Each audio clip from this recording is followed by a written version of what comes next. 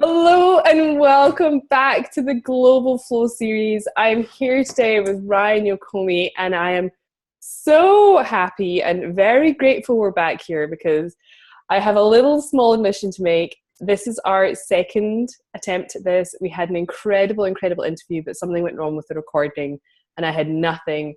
So he's been super generous. He's come back again. I have definitely hit record. And this is just going to be amazing. So he's been super generous, and thank you very much for coming back. Oh, are you kidding, Joe? Thank you for having me.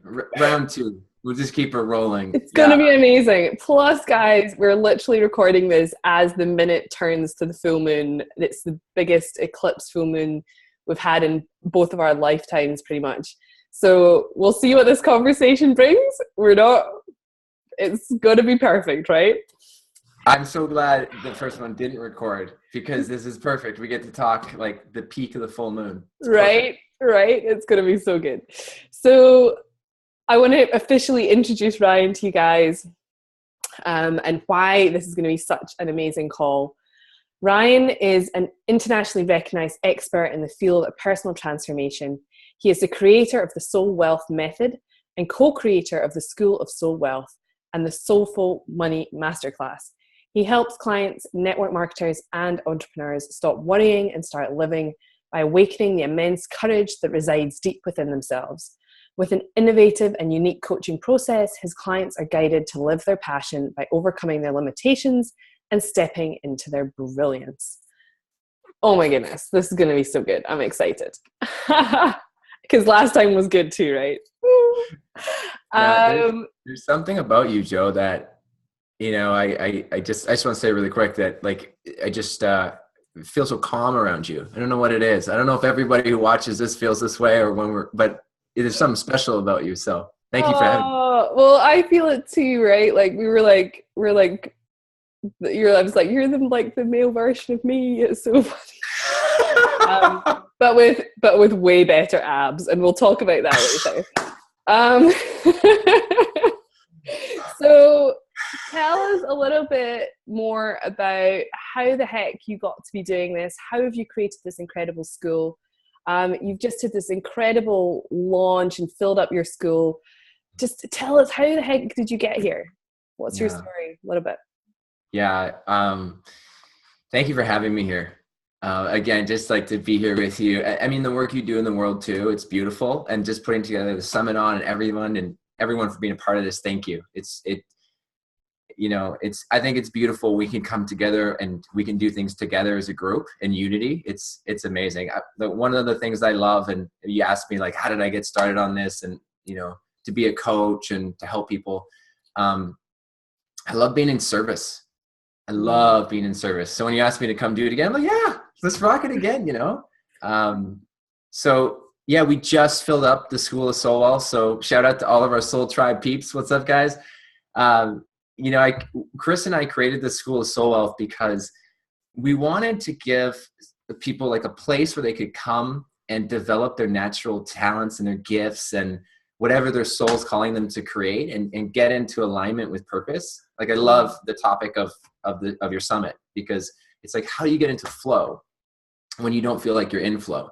So I wanted to, and it's really the reason I became a coach in the first place is because I wanted to do it since I was a kid. I mean, I've always loved personal development, spiritual development. And I was like, I had a lot of success in network marketing through my late 20s, early 30s. And then in my early 30s, I'm like, I want to coach. I just want to empower people on a deeper level.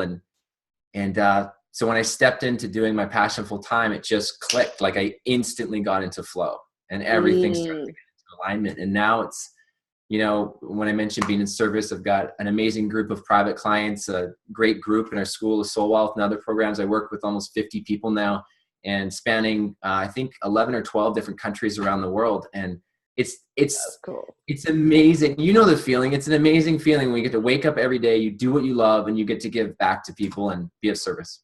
Yeah, it's unreal, right? Like I still pinch myself sometimes. We're slightly different because apart from having read The Secret in my 20s, I didn't really know this world really existed. I mean, for me, it was a little bit of a surprise. It's still surprising. 4 years ago, right? What? But 4 years ago, you started really going into personal development? 4 or 5 years? I had a little spell in 2010. I went to Thailand, had a little like explore there, and then went back into corporate. I had a year off in 2010 and then went back into corporate, and I only came out in the middle of 2014. So it was like 2 years ago. 2.5 years ago. Yeah. But it's pretty quick. There's been lots of little things over the years, but like full in 2.5. Yeah. Mm-hmm. It's amazing. So I love that. So tell us a little bit about what flow means to you. Now I'm asking this to everybody. I asked you before, but you don't need to give me the same answer again. Well, flow to me is so fascinating because I think we all want it. Like it's something we all crave. And I think when we see people that are in flow, we're like, oh, what is she doing that's working? Or what is he like? How do you get into flow? Like, what are they doing that I'm not doing? It's to me, it's like a connection to the universe. You're in flow, or I like to say in alignment. So in alignment with your purpose. One of my greatest joys in the world is helping people live their passion or helping them discover what their passion is and then create an amazing business or a life around doing what they love. So to me, flow is about getting into alignment with what you're really here to do on this planet that lights you up the most. And I think that most people have a hard time doing that. This is why I created the school, because of our humanness, like insecurities or fear, procrastination, self-doubt, the shadow. I'm sure we'll talk about that. It's that side. And yet the paradox is that there's this other part of us on a soul level that wants to get into flow, that knows that innately that's our natural way of living, that's how we live and we freely create. But then our humanness sort of gets in the way. But what we were talking about that I really find fascinating with flow is you can't have a flow without an ebb. So, right? Like you can't have ambition without humility. You can't have fast without slow, right? You can't have fear without love. So it's dualistic. Yeah. So if you think about the word flow in essence, I think a lot of us try to like, how do I get into flow and then stay there? Yes. Like how do you know what I mean? It's like, oh my gosh, how do I get into a place that I just every day I love my life? But the truth is, you'll never stay in peak performance. You'll move in a flow and out of flow into an ebb, just like the tide moves in and out. It's like we do the same thing. You're not robotic. Like you can't get to 10 out of 10 and just stay there. Like, you know what I mean? Like, we're doing this on the full moon. I've had back-to-back coaching calls all week, and I'm helping people process through stuff that's coming up with them with the full moon. And I haven't been in peak performance all day, but you know what? You're damn right. I will still show up to help people. Right. I think that's such a huge part of this is just like some of these calls, like people have been like, I can only do this time. And I'm like, 6 a.m. for me. And I'm like, up, makeup on, here. I'm like, all right, I'll do it. Whatever. I'm like, whatever time, whatever it takes. Right. Find a flow. And sometimes it's not always easy. I loved what you just said there, though. And I'm curious, though, right? If you've had back-to-back coaching clients, I had a client intensive this morning, and we were processing some major stuff. Have you seen a theme this week? Because can you share what that has been? Anytime there's a full moon, I notice coaching people, usually their emotions are all over the place. And I haven't really sat and thought about the theme, but if I reflect back on the week, the kind of what I noticed this week is because it's February is everyone has like really raised the bar through January and into early February. And now, so to speak, their shit is hitting the fan. So I've noticed like the moon, I don't know if you found this with people this week, but it's like all of our stuff we kind of haven't dealt with is sort of like come up to the surface a bit. And I think over the last several weeks, myself included, maybe we've gotten away with not looking at that stuff because it's all good, right? And then all of a sudden it's like things start to shift and bring it to the surface. So it's kind of such a gift because then we get to look at it. Yes. I love that. And it's exactly what I've seen going on as well. And that's what's happening because the planet's frequency is raising and literally this murkier stuff can't stay hidden. Like it literally has to shake out because we can't hold it at that higher frequency. So it's like everyone is being like squished out of everybody. Yeah, it's kind of like, I mean, this is my mason jar that I drink out of, but Love jars. If this was half full of dirt and water and you let it sit, it's like the dirt's just going to settle to the bottom. It'll still be there, but everything up top's clear. It's like great. And then something like comes and it shakes up our life. And then all the dirt's in the clear water. I don't know where that came from, but you know what I mean? That's what happens. And then we're like, oh my gosh, there's all this dirt. This is disgusting. And it's always been there. It's just you didn't have to look at it before. I love that analogy. That's a good one. I'm going to use that another time for sure. So I love it. I've been using your other one for ages as well. We might come back and talk about that in a minute. But yeah. So in your, like, I mean, I've known you for, I don't know, about 8 or 9 months or something. 100 years. And I know it feels like 100 years, right? But, and even met in person, which I love as well. And for me, I mean, the time I've known you, I feel like you have just taken off. Everything's clicked into place. Your business has exploded. Like your body has changed. I mean, you've got engaged as well in this time, right? So all of this cool stuff has happened for you. Can you just tell us maybe like a few of the things that have changed or you've changed in that time? Because like you said at the beginning, everyone's like, how is he in flow and how do I get there? So what are some of those things? Yeah, thanks for asking that. Such a great question. You know, I had to look at my life and be like, well, what areas of my life aren't working? And I had to look at, you know, my health, my mental health, my physical health, my career, my money, my relationships, my contribution. Like I started looking at every area of my life and I'm like, well, what areas of my life am I really fulfilled? Am I really happy? And what areas am I feeling like I'm not fulfilled? And basically that question is, what areas of your life do you feel in flow?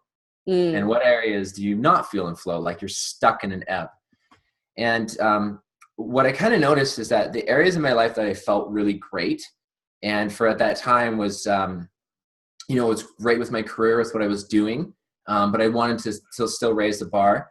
And what you'll notice is in the areas of your life, if you pick one area that you really feel fulfilled, it usually matches your expectations on how life should be.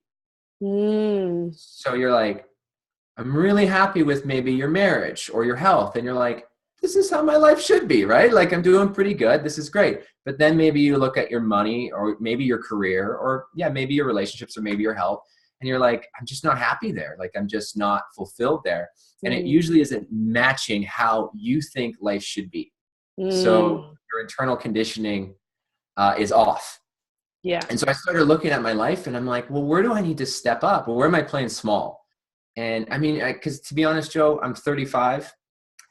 We talk about this all the time. I probably look like I'm younger than 35. I don't know. Maybe I don't. But my whole life, I've been always told when I was 20, I looked like I was 10. And when I was 30, I looked like I was, 20. Well, you just look awesome now. Like, I wouldn't worry about it. And no, yeah, I look younger. I'm sure I look younger than I am as well. You look awesome too, Joe. Your earrings look beautiful, by the way. Oh, thanks. So, but yeah, I just looked at my life, and this goes for everyone. 35 years from now, I'm going to be 70. And I was like, I don't want to regret doing things that I wish I would have done now when I'm 70 or 80 years old. Yeah. And so I'm like, I need to make a change. And I think that's when we really decide to make a change, is when we get leverage, when we get kind of either we get inspired or we get sick of the results we have. And what really changed with my body, because you talked about my body, is I decided I was actually scrolling through Instagram and I saw this guy in his flow, having this, great body, great program. And I went online and I bought the program. It was $35. And the next thing I did was I went in front of the mirror in the bathroom and I took a picture of myself without a shirt on. And I thought, oh my God, that's what I look like when you actually look at a picture of yourself. Like, oh. So I'm like, I really want to make a change and I want to commit. So that's why I made a change with my health, is I just wanted to step up.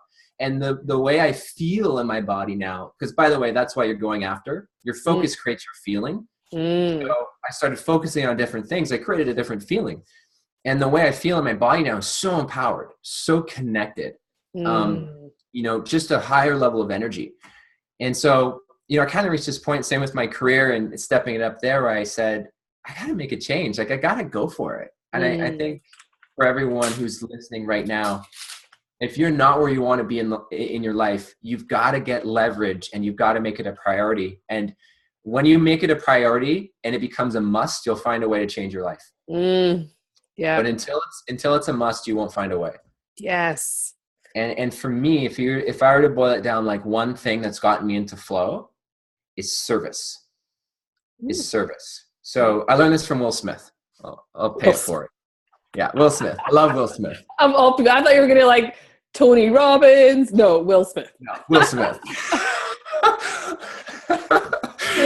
wherever it needs to come from, Ryan. So Will Smith, I watched a Facebook Live on him, and he did something really great because someone asked him, he says, you got everything in the world. You've got all the money, you've got the fame, you've got success. You don't need to work another day in your life. So why would you work? Like, why bother? And he says, well, really simple. He says, when he gets out of bed, well, when he wakes up, first thing he does, he wakes up. The first thing he thinks about, he has a mission statement.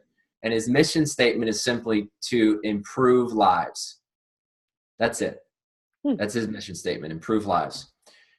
So when he wakes up in the morning, the first thought he thinks is, whose life can I improve today?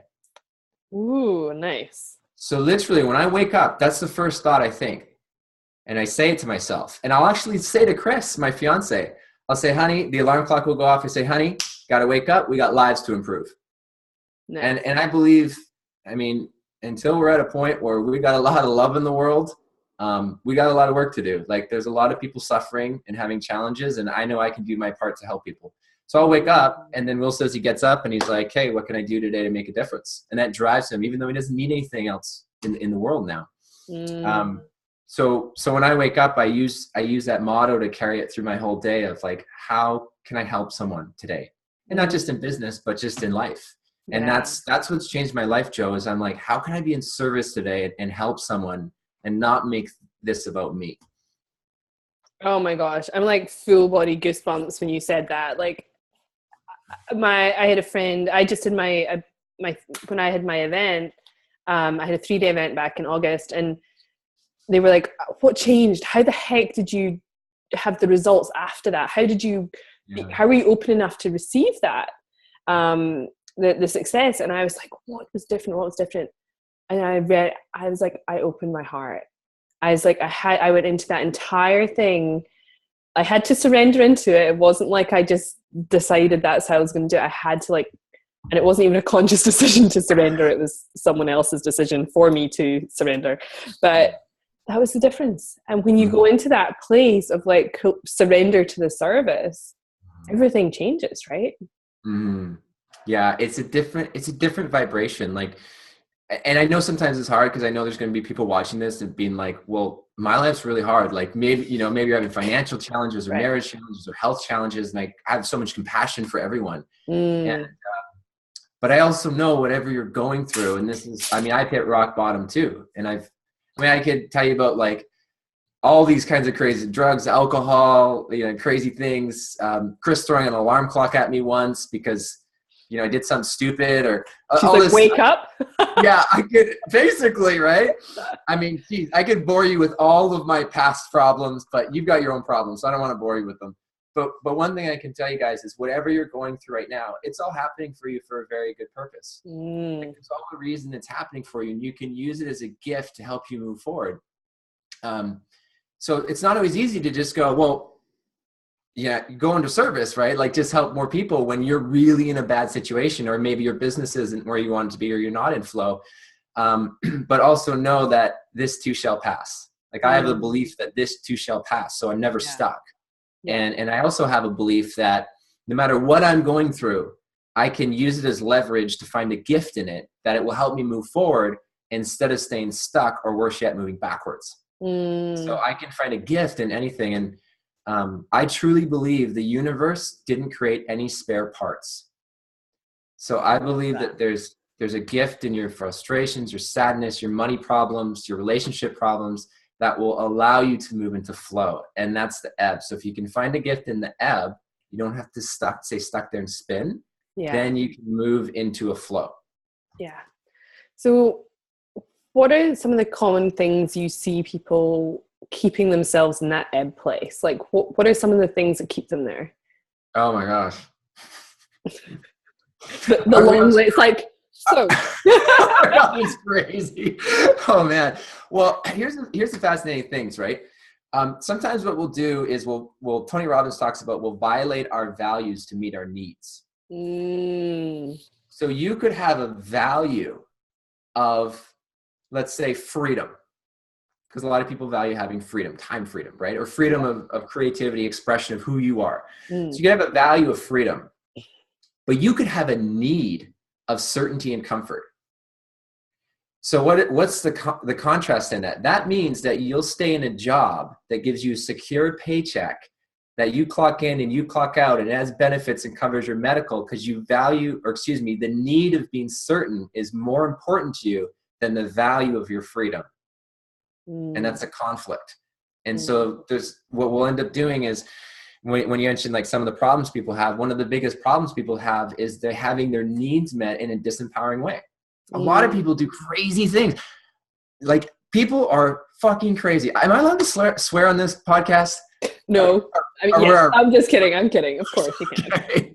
You know, when I do podcast interviews, I'll send you the complaints. Don't worry. Yeah, right. So when I do podcast interviews, because sometimes I get excited and I curse.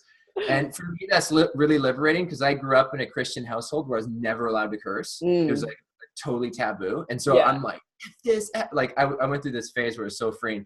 But when I do podcast interviews, it's like, you'll go on iTunes and you'll see all the interviews. And then there's mine with a little red R with like... I am shocked. I'm shocked.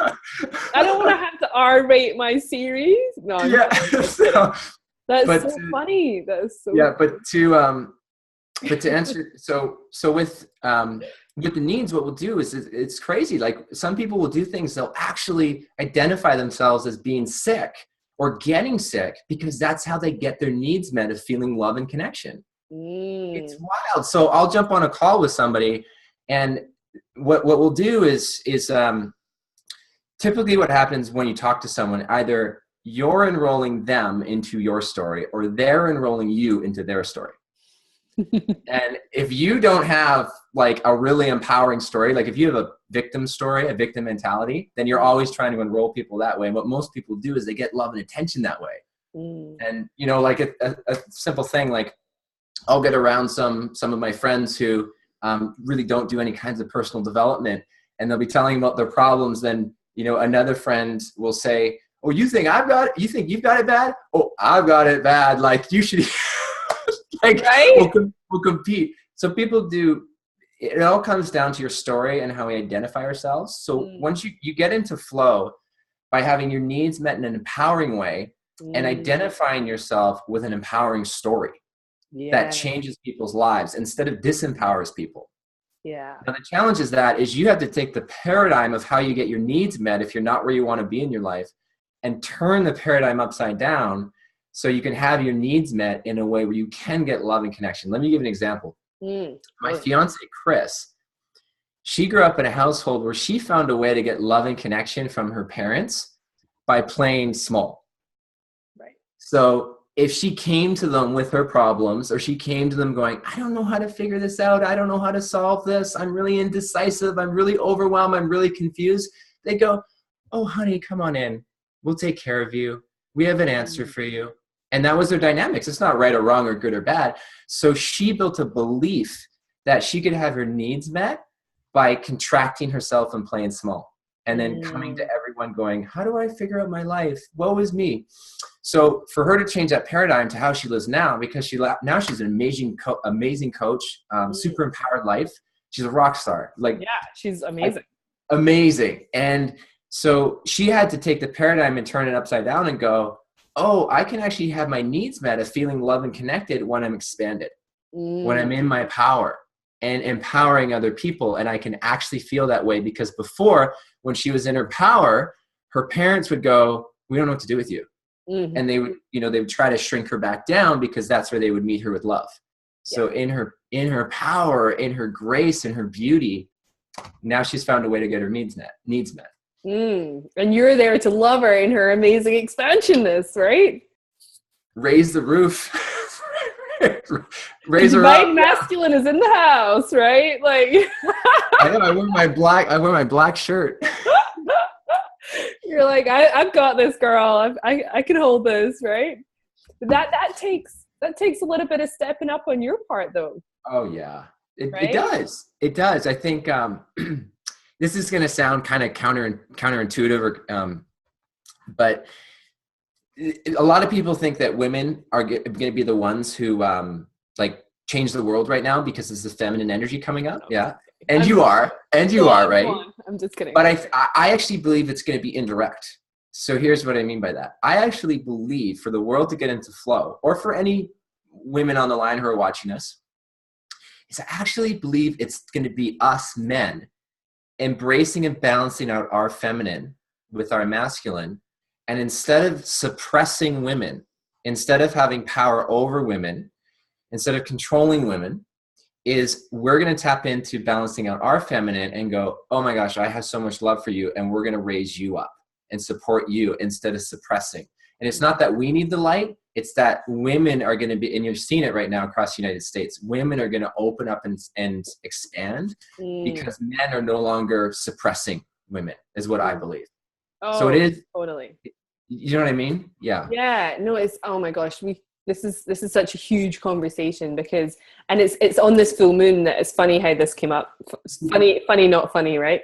Sorry, not sorry. Yeah, right. Because a lot of people are like, oh, it's all about the feminine. And sure it is. And we've come out of this huge age of this masculine oppression of the feminine. But instead of us going into a complete feminine rule from this masculine, it's the combination of us coming together as this like beautiful divine masculine, divine feminine, but in balance instead of us going masculine sucked, let's do it the feminine way. Exactly. Yeah. And it's, or for me, I used to be completely in my masculine, and if I went completely into my feminine, no work would get done. No shit's getting done. Nothing gets done because we're all just having a great time, right? So it's definitely about that beautiful joining of it. And so the men are having to do that. They're like, I have a feminine side. Are you kidding me? Like, And by the way, it's all very related, like, because a lot of people come to me because they want to make more money or they want to get into money flow. They feel out of alignment in that area. It's never about the money, right? But what you'll find usually with, say, a woman, like Kris had a hard time making money because I would make all the money and then I would come at her in a way that was really masculine because I used to be super masculine. And she felt really suppressed. Like she would paint or she would bake and I would come downstairs and I would be like, because we both work from home. Yeah. And I would be like, hey, what'd you do today, honey? And she's like, I just painted. I just did some baking. I'm like, what did you do that made money? You know, because that's what us guys do. We're men are logical, linear thinkers. Yeah. Like, and by the way, we want all the ideas to come from us. Like we want to believe everything was our idea. If it's not our idea, we're like, I'm not going to do it. So, but I would come down and then she'd feel suppressed. And so what I've had to learn to do is train myself to honor her. Oh my gosh, I love your paintings. Like, and I really do. And if she bakes something and really like put her and honor her on a pedestal in a way that honors her feminine. And she's ignited because of it. And what else has happened is fascinating is she now supports me and she supports me stepping into being a stronger man. And it's amazing. Like for all you women out there that are in a relationship with a man, it is the most incredible feeling when your woman says this one thing to you first thing in the morning. And she says like, go kick ass today or go rock it today or go be amazing and go help people. Kris says something a little different. Okay. Kris once watched a Zac Efron movie, and I don't remember which one, but Kris now says to me a line from the movie, which is, rock out with your cock out. That's what she says to me as they walk upstairs. I love it. That is so funny. Oh my God. I think I've seen that movie. I can't remember which one it was. But yeah, right. It's like, but it's cool. Oh, who talks about that? I remember actually it was one of my coaches. I think it was before my event. He was like, yeah, go in the room and get your dick or something. I was like, which, by the way, I don't. For everyone who's watching. And I was like, listen. Okay, No. I've got pants on right now. Okay. That's good. I know, right? No, just, but it's like, who are you going to be today? Are you going to step into? I'm just like, come back. Okay, so it's like, who are you going to be today, right? And like, show up as your powerful self, right? And as women, sometimes to get into your feminine, you have to focus on your yoni and be in that feminine flow. And that's sometimes how we learn how to receive. And it's that balance between the giving and the receiving as well, right? This stuff fascinates me. If anyone is looking for a bit more information on that feminine conversation, we have a couple of interviews that are dedicated to that. Check out Julie Parker's and Paula's as well. So definitely check those out if you're looking for a bit more information on the feminine. Oh my gosh. I'm like, do we just keep talking about that? Or do we go? I'm like, I don't know. There's so much there. Yeah, there's a bunch of stuff. I'm like, so, and I think the beautiful thing in this as well, and actually, this is something I didn't know I was going to bring up, but I've noticed in a lot of my clients, and you guys are this beautiful example of it working, is especially some of the new clients in my group program, for instance, they're really stepping into this self-development, changing their money mindset, shifting their money story place right now. And they're in the group asking the questions like, my partner doesn't believe it. He doesn't know, he doesn't think I can, or he's in money fear, or, and so there's this like sort of battle that I see some of the women, and it's not always the women, don't get me wrong, but just from, I guess, my perspective, because that's who I'm working with mainly at the moment. And they keep themselves a little bit small to sort of placate the guy, right? To play into his stuff, because if there's this fear that if they rise too fast and their guy doesn't keep up with them, then they lose the guy, right? Ultimately at some level. Mm-hmm. How do you see the dynamic? Like, have you and Kris grown at the same rate, or has it been like one grows, the other catches up, the other grows? Like, how does it work? How does it work? Like that. We're like, it's like, no, we're always in different stages. We're in different seasons, right? Right. I don't think growth is linear in any way. It's very bizarre. I mean, you're always like, it's in a spiral, and people say to me sometimes, you probably get this, Joe, they're like, I thought I've dealt with this. I thought I was past this. And why am I back here? You're just back there in a different level of consciousness. You're more developed. But yeah, Kris and I I've had moments where I've made all the money. She's made no money. She's made all the money. I've made no money. And it's created conflict, and I felt disempowered. She's felt empowered. And we're finally at a stage where we actually are both in our power together, because we're so yin and yang. So like one's super powerful and the other isn't. And so we've had to find a way to, like you said, integrate both the masculine and feminine within ourselves. So then when we come together as a couple, we're more powerful. But one thing I was going to say, it's really fascinating about, you mentioned like women feeling they can't step up because of the man. Usually, not always, but usually it's their shadow around the masculine energy, depending on how they grew up with their father. And it's usually a similar dynamic. So that's where you want to check in with how you're getting your needs met. Because we only do things that meet a need or a set of needs. Yeah. And I was telling you before that you can't be free of something until you love it. Yes. So what a lot of people do to try to get into flow is they either shrink down and they just flight, or they fight, they rebel against it, and it creates conflict. Yeah. So they're usually out of harmony with their partner. So, something that drives me nuts, I have to say this, like, get it off your chest. Come on. I got to get it off my chest. So people will say sometimes on Facebook or social media that if you get rejected or if someone criticizes you or whatever, don't worry about it. It's not you, it's them. Don't let it bother you, right? But the truth is, if it triggers you and it really bothers you, it is about you. And it has nothing to do with them. So it can sometimes be a beautiful dual healing, Right. If it's triggering the fuck out of you, it's time. It's that. Yeah. Yeah. It's just triggering a wound or a shadow. So if it's so beautiful, not just in relationships with your partner, like if your partner is pissing you off and you're like, he's not doing this, or he's suppressing me, or whatever, you're feeling small because of it.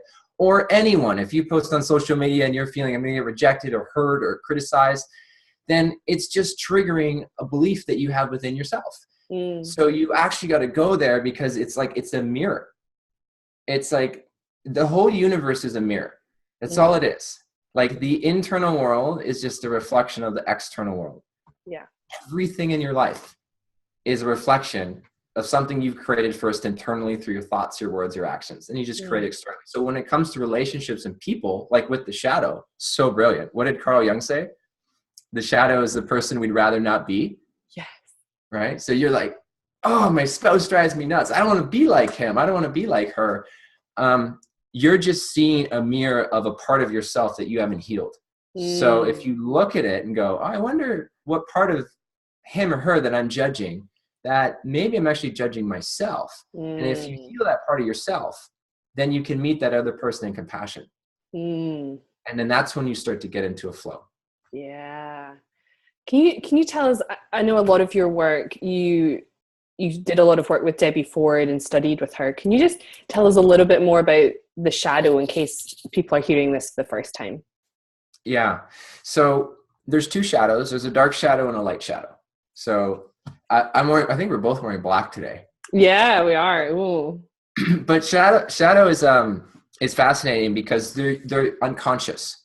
So I'll break this down for you guys. So I'll give you a really simple understanding. So the dark shadow is anything to do with your insecurities, your fears, anything you don't want anyone to know about that you hide. So if you suppress it, or maybe you don't want people to see your bank statements or your credit card statements, or you ever have people over to your house and you're like, oh, I got to clean every room, or I got to clean the bathroom, or I got to put away my clothes. And, one of my clients did a Facebook Live. She said, when people come over, her house looks beautiful, but if you were to open a drawer, it's just like chaos in every single drawer. It's like you open the thing and it all just tips out on top of you. Yeah. So that's the shadow. It's like, everything looks perfect. I don't want people to see this other part.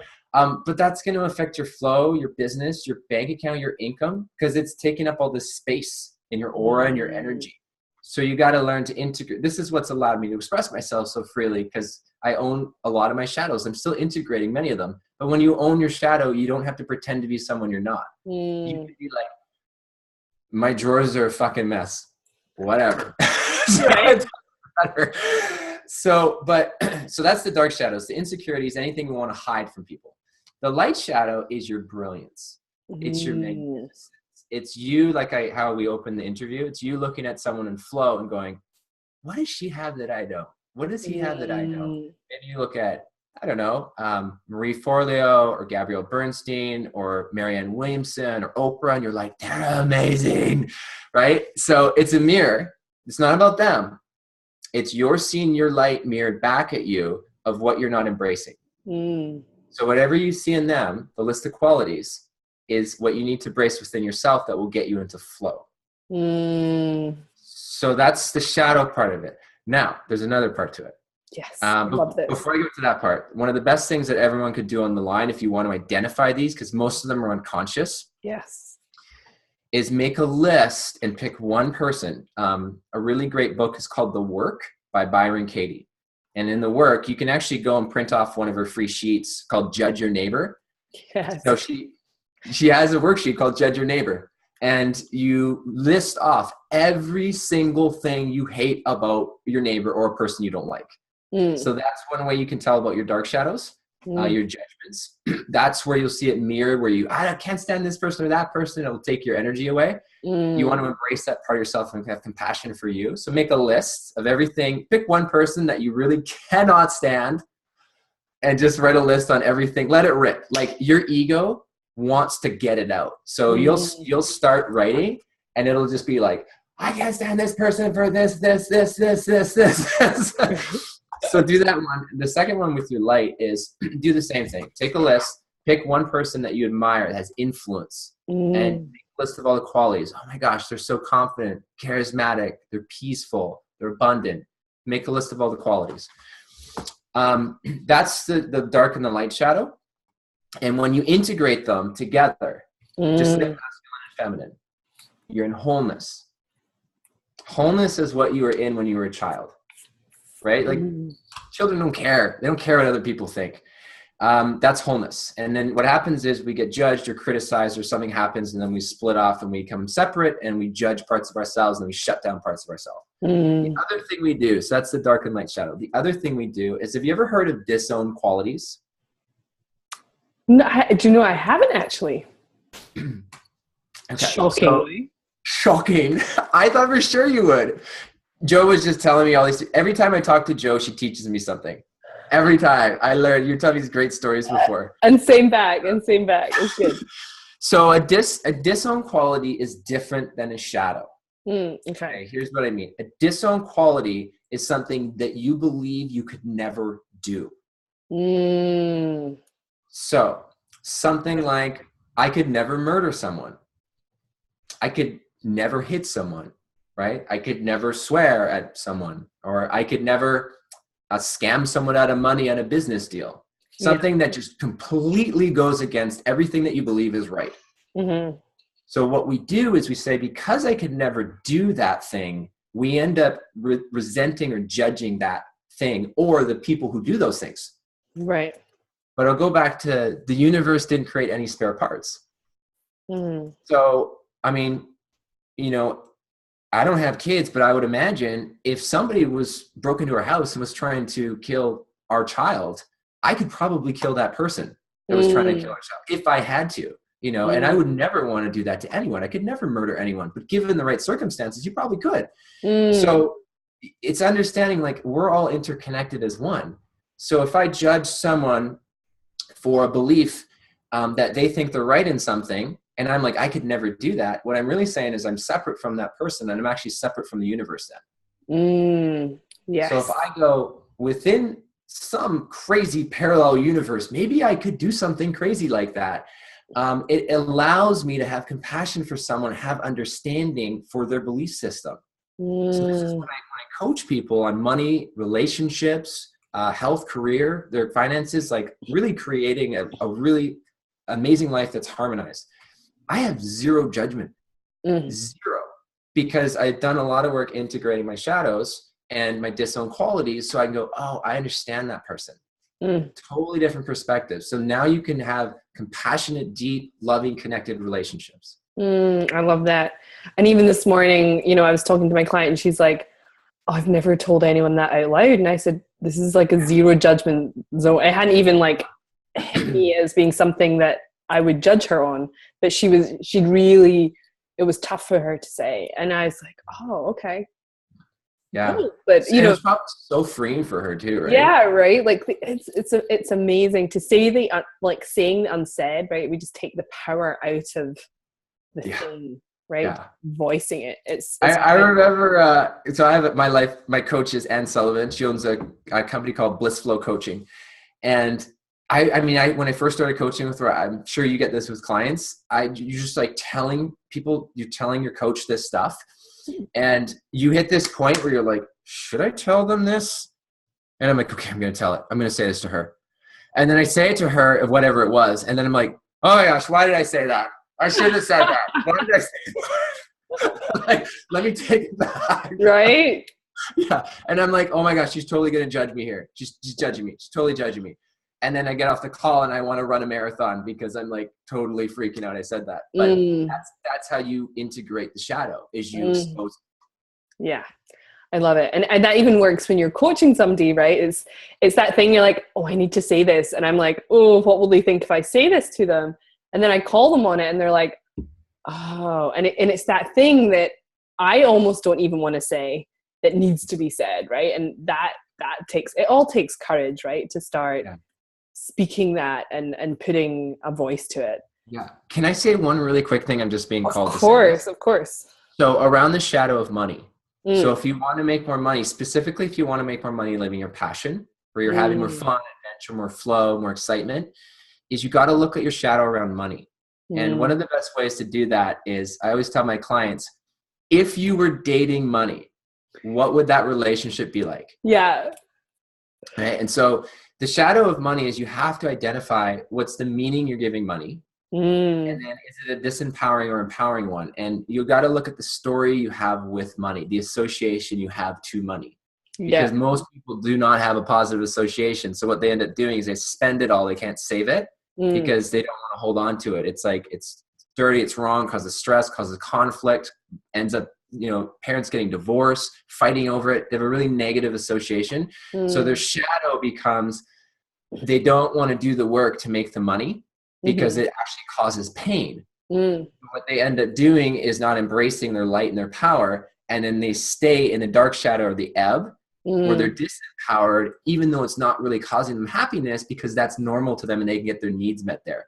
To get their needs met in a way where they're like in flow and they're abundant, and the receiving is so foreign and so uncomfortable, so much pain linked there. They're like, I don't want to get there. So they stay trapped, but it causes them suffering.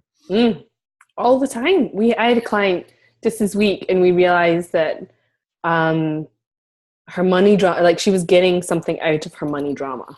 Like there was this pot, like, but when she clicked into that, and she was like, "Oh my god!" It's just like, isn't it crazy? Are you kidding? But it was all like very much, we were getting into truth, and it was amazing. But and sometimes just the simple act of talking about the belief helps you change it. Of how crazy what we do. It's like, why would you keep coming back to that? Just talking about it sometimes helps you change the belief. Yeah, that we were talking about. It was something behind. It was the surface story, and then we went into the belief underneath the surface story. And she was like, "I'm saying this, but I can't believe I'm saying it. But this is what's actually going on." And then she's like, "That's crazy." And I'm like, "Yeah, but now we know what the heck the crazy story is. We can, I love all this. It's so good." And I literally could sit and talk to you all day, but it is the full moon. We are on our second call. I promised you I would be done on the half hour. It's still recording. We're still recording. And I'm like, okay, we're good. But before we go, I want to share with everybody where they can find you online. Where do you hang out most? Because they're going to want to come stalk you, find those before and after pictures on Instagram. They're good guy. You should check them out. So find Ryan's before and afters on Instagram. What is your Instagram actually? While we're talking, it's Ryan Yokome. Yeah. Okay, so we'll have his website and all that good stuff linked up, and also link to his free gift. Can you tell us a little bit about your free gift? Sure. You're so funny, Joe. I got a really great gift for everyone on the line, and I know it's going to help everyone. So I created a program, which I originally was going to sell for about $97 or so. And I decided to just give it away for free because I wanted to help people who have a lot of challenges where they want to get ahead in life, but there's things stopping them. And maybe you're not at a place where you can invest large sums of money into programs or products just yet. So I made it for free. It's called my 7-day spiritual money flow mini course. Beautiful. So what you get with that is you get 7 training videos, 7 money mantras, and 7 guided visualizations that I recorded. And so you get one of those each per day over the course of 7 days. So 1 exercise per day. There's a series of little questions that you can fill out too. And what it's really going to help you with, it's identifying like what's stopping you, because you want to identify the problem, but you want to focus on the solution. So it'll help you identify your blocks and specifically your money, your fulfillment, your happiness, that sort of stuff. What's actually stopping you? What are the beliefs? What's going on there? And then it will help you release them and then transition into really opening up into receiving. So if you have a hard time getting into flow, you probably have a hard time receiving. So it'll open you up to actually receive. So go through, do the affirmations, do the visualizations, journal on the questions, and really commit to the 7 days. And then keep me posted. I was on a call with a woman today, and I said she was wanted some help with her money blocks and getting more clear. And I'm like, hey, did you go through the 7-day spiritual money flow course? And she's like, oh my God, I loved it. And like everybody I talk to loves it. So That's what I want to give to your audience. So I hope they enjoy it. Oh, thank you so much. It's funny. I had a procrastination challenge, and I was like, how did you find me? She was like, through the procrastination challenge. It's like, did you enjoy it? And she was like, I didn't actually do it. That is such a good name. And I was like, okay, we might have a small problem here, right? That's awesome. I was going to say, Joe, really quick, is the best place actually to connect with me is through Facebook. So just add me as a friend, Ryan Yokome. It'll probably just be me and my 2 older sisters because my last name's Japanese and I don't think there's any other Yokomes on Facebook. Okay. So yeah, just add me as a friend and we'll connect. Oh, beautiful. Brilliant. I love it. Oh my gosh. I love it. I love you, Ryan. It's amazing. I'm going to hit record. I love you, Joe. I'm so committed to this not going on for 2 hours. I'm hitting stop.